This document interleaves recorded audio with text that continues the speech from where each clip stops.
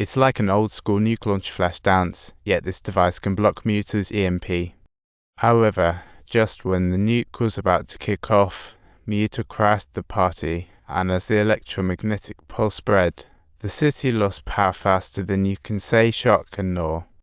Shinkshin's planes crashed down like cartoon balloons losing air, while mighty Muto dove from the sky like a flying rock. As it came crashing down on the battleship, the nuke that once symbolized humanity's last hope was probably considering a career change. This time, mighty Muto didn't keep the nuke alone. He cradled it like a kind neighbor and flew to the city. As the smoke cleared, magnetic Muto appeared like a heavenly matchmaker. They shared a tender moment before mighty Muto generously gifted with the nuke as a snack. Magnetic Muto decided to go into incubation mode while mighty Muto was as anxious as a cat on a hot tin roof flying up to protect. Humans could no longer sit idly by because this nuke had a timer, and if it wasn't manually shut down in 2 hours, the city would have to be renamed Rubble Town. So the army formed the nuke dismantling suicide squad, diving from 10,000 unlike divers. The once bustling city now looked like it had been through a Martian showdown when the soldiers finally navigated their way to Magnetic Muto. At that moment, Magnetic Muto was caught in a tender embrace. Just then, a tail longer than a school bus swooshed by, and a massive beast emerged from the smoke. Godzilla finally showed up, and as lifelong rivals, it felt like old friends trading punches on sight.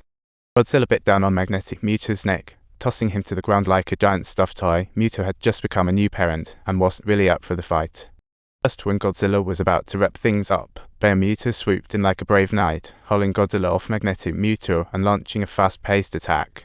Magnetic Muto seized the moment, sending Godzilla crashing into a nearby skyscraper. Godzilla, the king of beasts, suddenly found himself in a bit of a pickle. As the two fought tooth and claw, some soldiers snuck into Muto's nest and managed to covertly extract the embryo non-Hidan, but were startled by the sight of countless Muto embryos. With horrifying thoughts about potential disasters looming over humanity, the protagonist had a light bulb moment when he spotted a leaking oil truck. He quickly pried open all the valves in the truck, and amidst a dramatic explosion, all the embryos became fire's happy meal.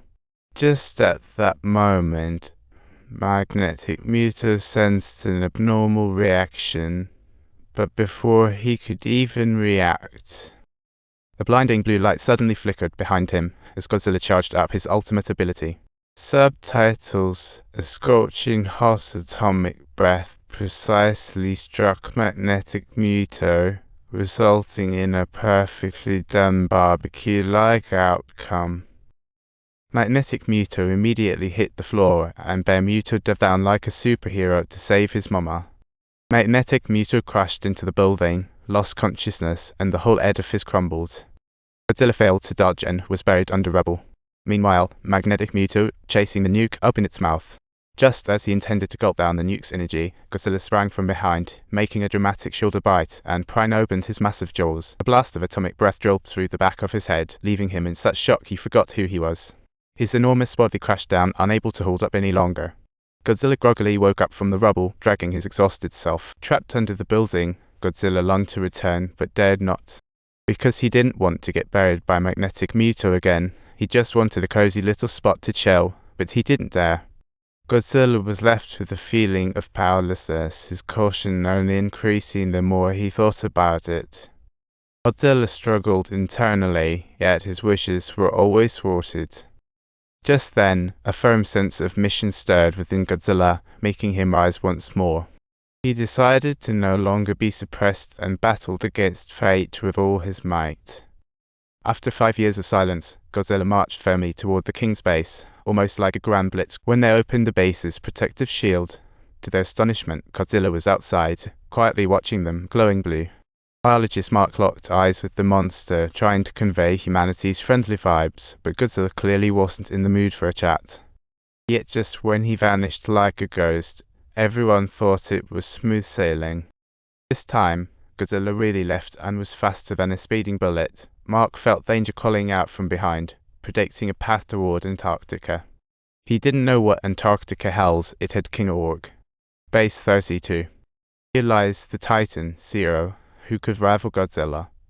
Legend has it that this monster is called Ghidorah, and by the time Mark's team arrived, a new crew arrived early. A Terra Group trading monster remains on the black market. They had planted bombs in the ancient ice and ambushed the Hurricane Organization's team.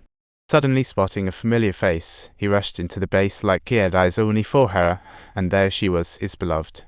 He assumed his daughter was abducted by the terrorists, but he was taken aback to find out his wife Emma was leading the enemy.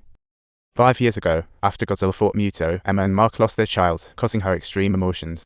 Once a top biologist, Emma developed a sonic device called Oka, aiming to awaken the Titans. She secretly allied with the terror group, planning to utilize Oka to awaken the Titans.